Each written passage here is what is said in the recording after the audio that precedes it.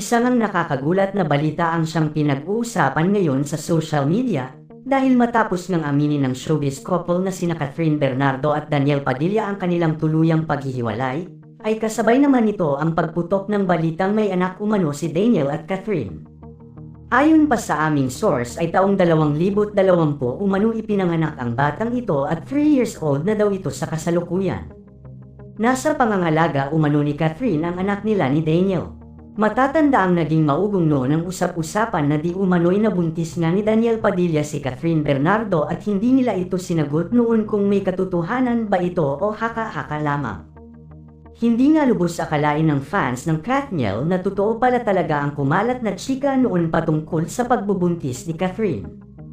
Ayon pa nga sa ilan para pala umanong sila si Coco Martin at Julia Montes na takot pang isa publiko ang kanilang anak.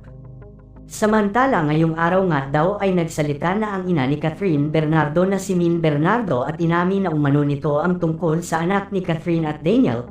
Ayon dito wala na umanong dahilan pa para itago nila sa publiko ang katotohanan dahil hiwalay na naman umano ang kanyang anak at si Daniel Padilla. Wala na umanong mawawala pa at masisirang karera dahil magkakanya-kanya na sila ng career path ni Daniel at Catherine. Totoo din daw na nasa poder nila ang bata at nahihiram naman umano ito ni Daniel at nakasettle na ang lahat para sa future ng kanyang apo.